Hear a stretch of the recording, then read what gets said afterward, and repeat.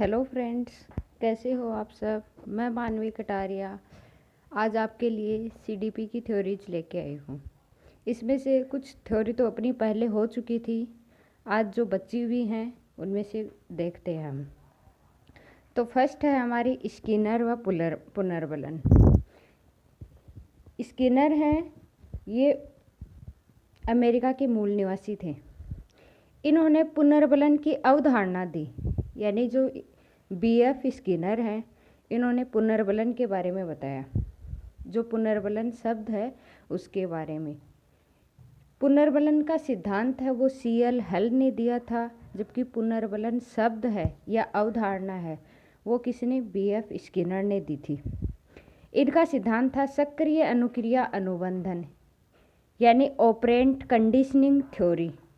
इसको ही हम नैमित्तिक अनुबंधन भी बोलते हैं, या आर टाइप थ्योरी भी बोलते हैं, या आरएस थ्योरी भी इसी को बोला जाता है।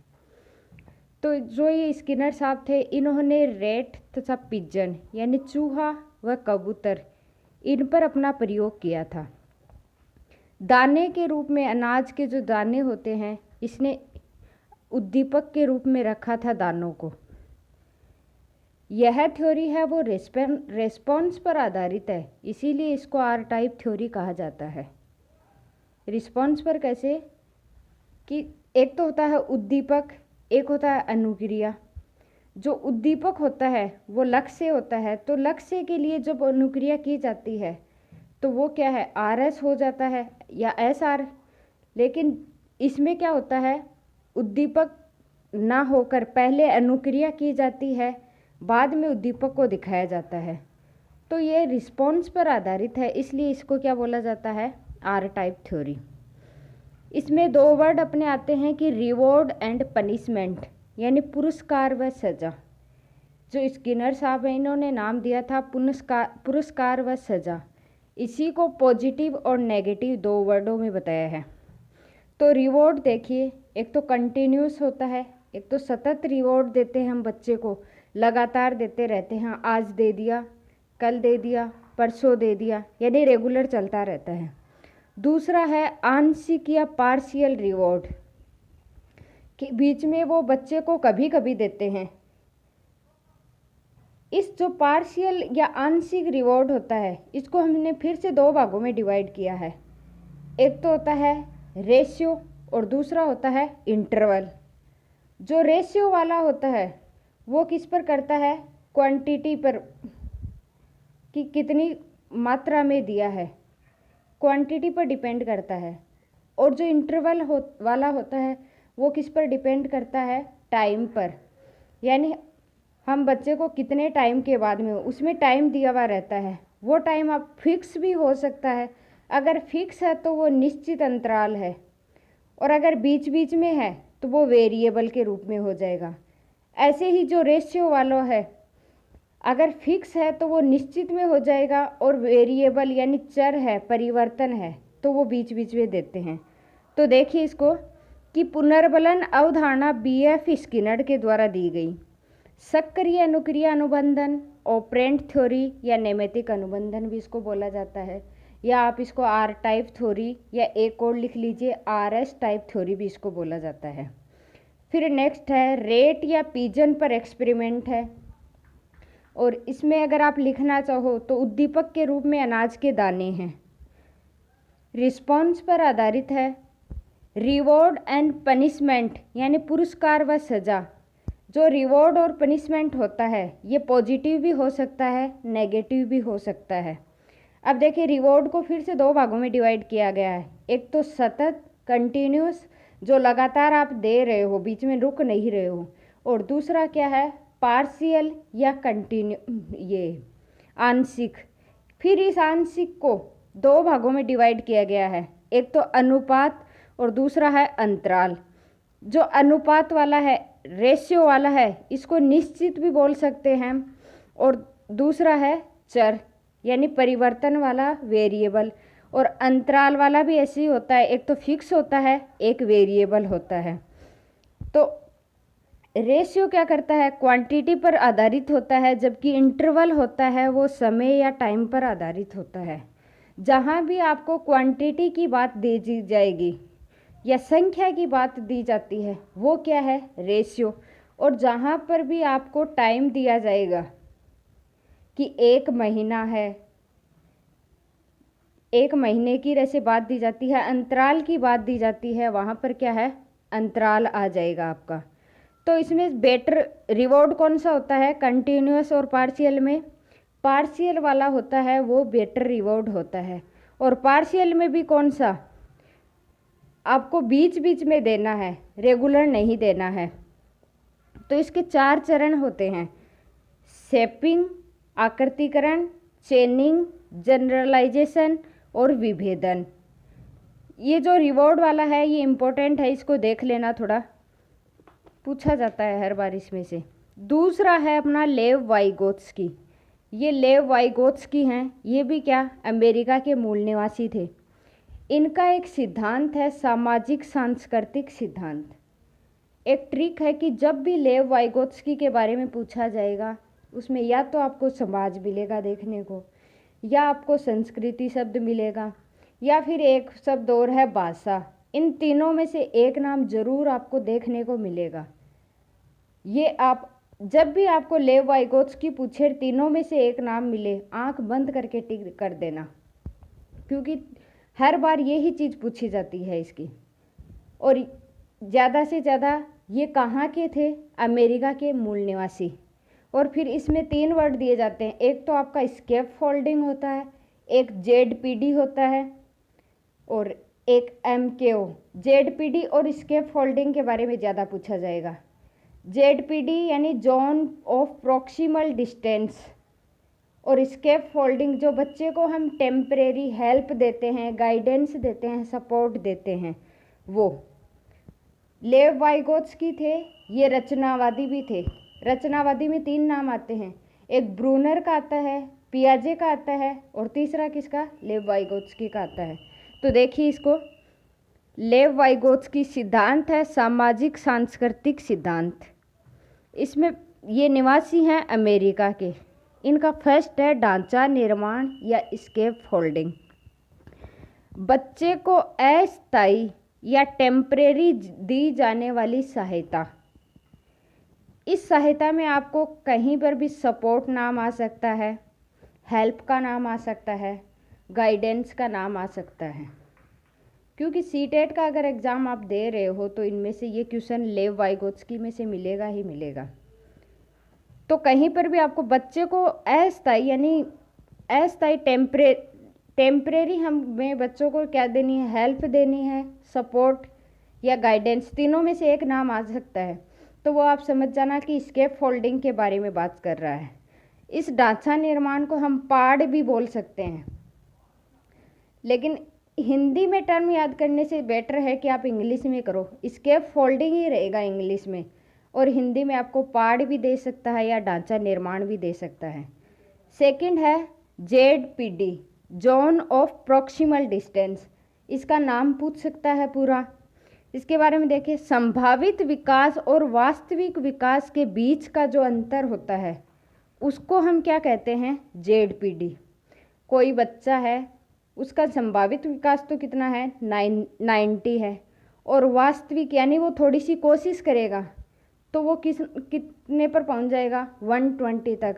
और उसके बीच में अगर बच्चा ला रहा है तो वो क्या हो गया, ZPD। या इसमें गैप का नाम देके पूछ सकता है कि बीच का जो गैप है उसको ZPD बोलते हैं। थर्ड है MKO, मोर नॉलेजेबल अदर, यानी बच्चे को खुद के अलावा जो गाइडेंस दे रहे हैं, जैसे टीचर भी दे सकता है, फादर भी दे सकता है, फ्रेंड्स भी दे सकता है। तो वो बच्चे को क्या हो गया कि बच्चे से ज़्यादा नॉलेज जिसको है वो MKO हो गया उसके लिए। अब देखिए क्लासरूम एप्लीकेशंस इसकी क्या क्या हैं, सामूहिक अधिगम है, समकक्ष अधिगम है, सहयोगी अधिगम है या सहायक अधिगम है, और 5th नंबर वाला पारस्परिक या रेसिप्रोकल टीचिंग। एग्जाम में ज़्यादातर रेसिप्रोकल टीचिंग के नाम से आता है, पारस्परिक शिक्षण या रेसिप्रोकल टीचिंग। एक क्वेश्चन इसका पूछा जाता है प्राइवेट स्पीच। कौन देता है, पियाजे या ये लेव वाइगोत्स्की? तो प्राइवेट स्पीच हमेशा लेव वाइगोत्स्की के द्वारा दी जाती है। इस प्राइवेट स्पीच में क्या होता है कि बच्चा अपने आप से बातें करता है। जैसे कई बार हम देखते हैं कि बच्चा काम करता जाता है, खेलता जाता है, अपने आप बातें कर रहा है। तो वो अपने आप बातें क्यों कर रहा है? अपने आप को मार्गदर्शन देने के लिए। तो इसमें यह है कि बच्चा अपने आप से बातें करता है, वो प्राइवेट स्पीच। और प्राइवेट स्पीच क्यों करता है? वो खुद का मार्गदर्शन करने के लिए प्राइवेट स्पीच करता है। फिर है कि लेव वाइगोत्स्की तो कहते हैं कि पहले लैंग्वेज होती है और बाद में थॉट आती है। यानी पहले क्या आएगी? भाषा, और उसके बाद में क्या आता है? विचार। लेकिन पियाजे इसका जस्ट अपोजिट बोलते हैं। पियाजे बोलते हैं कि पहले थॉट आती है, उसके बाद में लैंग्वेज आती है। ऐसे ही दूसरा लेव वाइगोत्स्की का कहना है कि पहले लर्निंग होती है, उसके बाद में डेवलपमेंट होता है। यानी पहले अधिगम होगा, बाद में विकास होगा। लेकिन पियाजे क्या बोलते हैं कि पहले विकास होगा, डेवलपमेंट होगा, और बाद में क्या होगी? लर्निंग, यानी बाद में अधिगम होता है। तो एक तो आपको जेडपीडी स्केप फोल्डिंग, एक प्राइवेट स्पीच, और एक जो ये लैंग्वेज, थॉट, लर्निंग, डेवलपमेंट, इन चार में से एक क्वेश्चन पक्का किसी न किसी एग्जाम में देखने को मिल जाएगा। ये होता है। नेक्स्ट है अपना नोम चोम्स्की। इन्होंने भाषा विकास का सिद्धांत दिया था। जो नोम चोम्स्की थे, ये कहाँ के? अमेरिका के मूल निवासी थे। बच्चे में भाषा सीखने की इन्नेट या बाई बर्थ एबिलिटी होती है, जन्मजात क्षमता होती है। इनका एक क्वेश्चन हमेशा पूछा जाता है कि 4 ऑप्शन दे दिए जाते हैं, बोला जाता है कि कौन सा राइट है। तो इनका ये कहना है कि बच्चे में भाषा सीखने की क्षमता होती है, वो जन्मजात होती है, यानी इन्नेट होती है, या बाई बर्थ बोल दो। बच्चे, इनका कहना था कि बच्चे के मस्तिष्क में एक डिवाइस होता है जिसके थ्रू बच्चा सीखता है। उस डिवाइस को इन्होंने एलएडी नाम दिया। एलएडी, एल यानी लैंग्वेज, ए यानी एक्विजिशन, डी यानी डिवाइस, कि एक भाषा अधिग्रहण यंत्र होता है। तो देखिए इसके बारे में देखते हैं। नोम चोम्स्की थे, ये भी अमेरिका के निवासी थे। इनका सिद्धांत था भाषा विकास का सिद्धांत। इनके सिद्धांत का नाम देके पूछ लिया जाएगा, या ये कहाँ के रहने वाले थे ये पूछ लिया जाता है। इनके बारे में देखिए, बच्चे में भाषा सीखने की जन्मजात क्षमता होती है। किसी न किसी इस जो एग्ज़ाम है उसमें पूछ लिया जाता है कि ये जो नोम चोम्स्की, इनका क्या कहना था कि बच्चा जन्मजात सीखता है, या बच्चा वातावरण से सीखता है, या आनुवांशिक, कैसे भी। तो बच्चा होता है वो हमेशा जन्मजात क्षमता होती है बच्चे के अंदर सीखने के लिए। बच्चे के मस्तिष्क में एक डिवाइस होता है जिसे भाषा सीखता है, इसको बोलते हैं डिवाइस। ये जो डिवाइस होता है इसको एलएडी बोला जाता है, लैंग्वेज एक्विजिशन डिवाइस। लैंग्वेज यानी भाषा, एक्विजिशन अधिग्रहण, और डिवाइस मतलब यंत्र। तो ये एलएडी की फुल फॉर्म भी पूछ ली जाती है। इसके बाद में देखिए, इन्होंने एक कॉन्सेप्ट दिया था यूनिवर्सल ग्रामर का, यानी बच्चे के अंदर सार्वभौमिक व्याकरण पाई जाती है। फिर 2 लेवल बताए, एक तो सरफेस लेवल था, और दूसरा आपका कौन सा था? जो गहरी संरचना होती है, यानी एक तो सतही संरचना होती है, एक गहरी संरचना। इनका कहना था कि जो सतही सरफेस लेवल है उसमें बच्चा ध्वनि और शब्दों को जानता है, यानी मम्मी पापा, खाना पीना, ये नाम जानेगा, लेकिन उनके अर्थ नहीं समझ पाएगा वो। और जो गहरी संरचना होती है उसमें क्या करता है, बच्चे को शब्द होते हैं उसके अर्थ का भी ज्ञान हो जाता है। तो ये है नोम चोम्स्की का सिद्धांत। नेक्स्ट अपना लॉरेंस कोहलबर्ग। एक तो आता है कोहलर, जो गेस्टाल्टवादी था। कई बार इन नामों में ही कन्फ्यूजन हो जाता है कि कोहलबर्ग है कि कोहलर है। तो कोहलर था वो गेस्टाल्टवादी था जिसने समग्र सूझ अंतर्दृष्टि का सिद्धांत दिया था।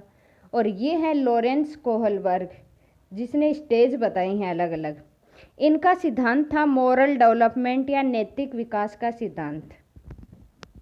जो ये नैतिक विकास का सिद्धांत था पहले ये जीन पियाजे ने दिया, लेकिन थ्योरी में जब भी चलता है तो लॉरेंस कोहलबर्ग के नाम से चलता है कि लॉरेंस कोहलबर्ग का नैतिक विकास का सिद्धांत यानी मोरल डेवलपमेंट।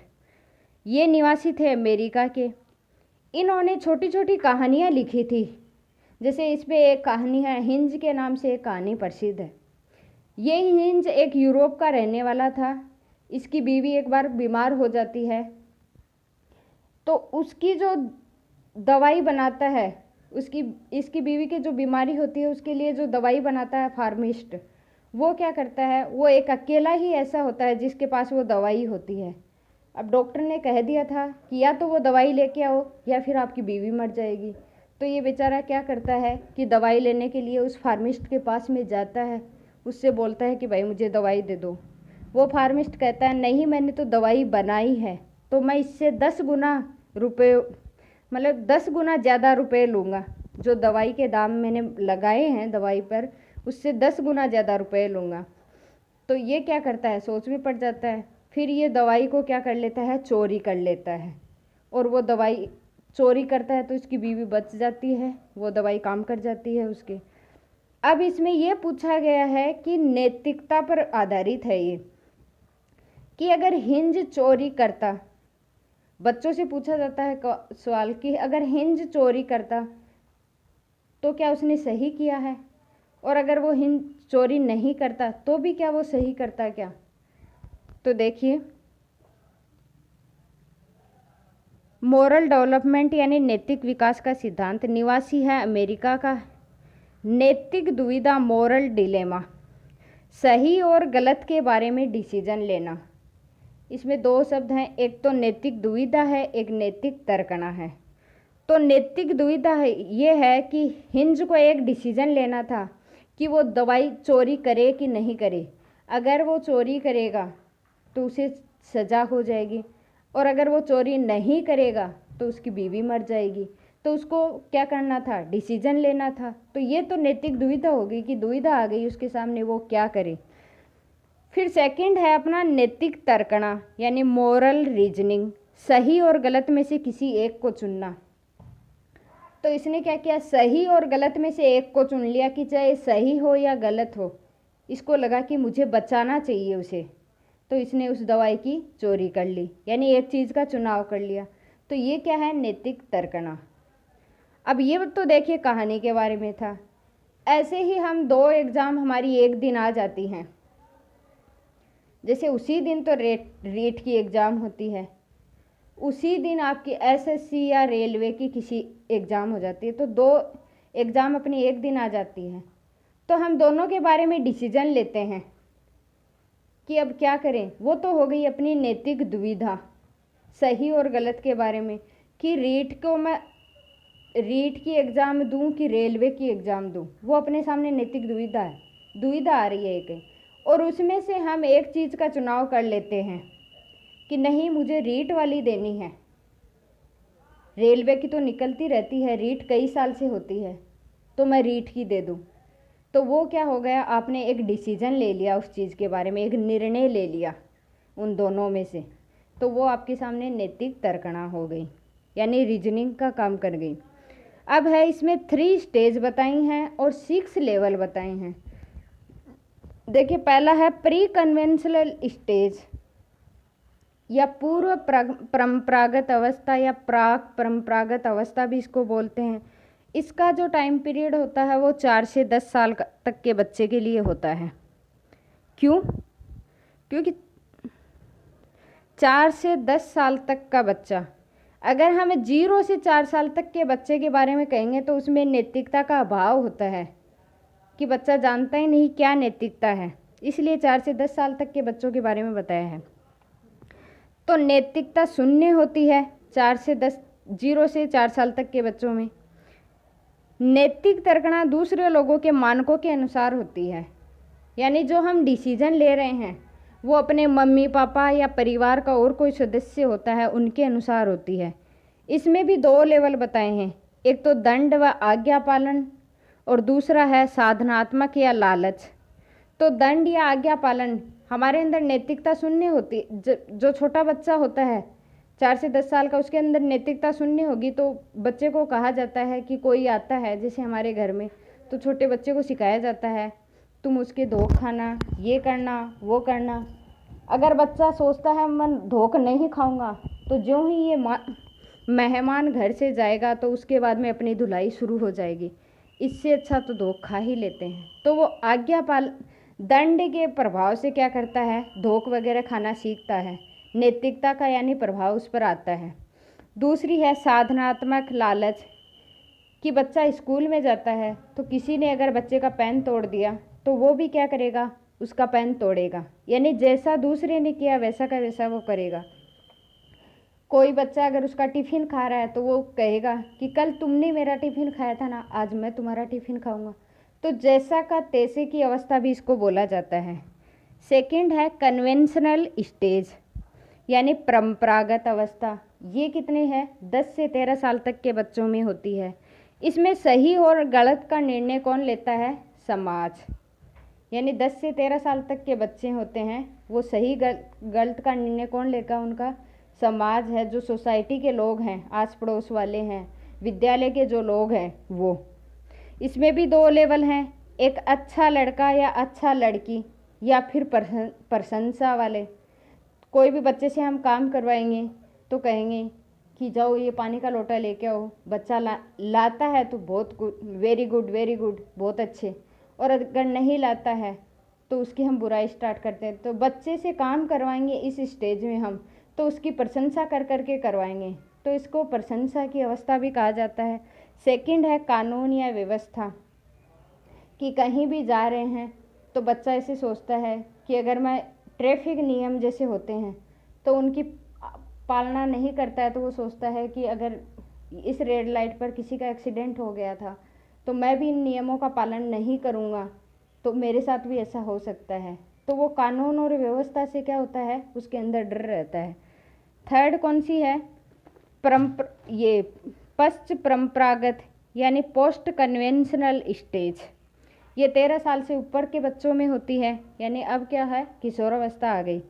तो इसमें डिसीजन खुद से लिए जाते हैं, जो डिसीजन है वो खुद से लिए जाते हैं। इसमें भी 2 लेवल होते हैं, एक सामाजिक अनुबंधन, एक सार्वभौमिक सिद्धांत। तो नैतिकता का सबसे क्वेश्चन पूछा जाता है कि नैतिकता का जो मौलिकता है उसका सबसे लोवेस्ट जो स्तर होता है या स्टेज होती है वो कौन सा होता है, जो आपकी पूर्व परंपरागत अवस्था है या प्री कन्वेंशनल है या प्राक परंपरागत है, उसको तो सबसे निम्न वाला स्तर बोला जाता है। और सबसे हाईएस्ट यानी सबसे उच्च स्तर कौन सा होता है, जिसमें बच्चा खुद से निर्णय ले लिया जाते हैं, तो वो है पोस्ट कन्वेंशनल। इसमें इतना ही ध्यान रखना है आपको कि प्री कन्वेंशनल होती है, उसमें तो माता पिता या जो दूसरा होता है वो अपने निर्णय लेता है, बच्चा खुद से ले नहीं पाता है। कन्वेंशनल में क्या होता है, समाज पर आधारित होता है। समाज में कौन आएगा, अपना आस पड़ोस है, मीडिया है, विद्यालय है, समाज है, वो सारा उसी में आ जाएगा। और तीसरा है जो पोस्ट कन्वेंशनल है, इसमें बच्चा खुद से अपना निर्णय लेता है, कोई डिसीजन लेगा वो खुद से लेगा, तो इसको बोला जाता है पोस्ट कन्वेंशनल। ये भी इम्पोर्टेंट थ्योरी है, इसी में पूछा जाता है। तो सभी थ्योरियों में से 2-2 क्वेश्चन पूछे जाते हैं या 1-1 क्वेश्चन पूछे जाते हैं। अब इसका एक लास्ट इम्पोर्टेंट क्वेश्चन है कि इसकी आलोचना कौन करता है इस सिद्धांत की। तो एक केरल गेलिगन नाम की महिला होती है, वो करती है। वो क्यों करती है, कि वो कहती है कि आपने सारे नियम औरतों पर महिला पुरुष में भेदभाव करके बता दिए हैं, तो इसलिए वो इसकी आलोचना करती है। तो ये हमेशा पूछा भी जाता है कि इसकी आलोचना करने वाले का नाम पूछा जाता है। और तीनों एक इसमें क्वेश्चन ऐसे पूछा जाता है कितने स्टेज हैं और कितने स्तर हैं, लेवल हैं। तो 3 तो स्टेज होती हैं, pre conventional, post conventional, conventional, ये 3 तो स्टेज हो गई। और इन तीनों के क्या 2-2 लेवल होते हैं, तो टोटल कितने 6 लेवल हो गए। तो थैंक यू फ्रेंड्स, आज की क्लास को हम यहीं रोकते हैं। Thank you.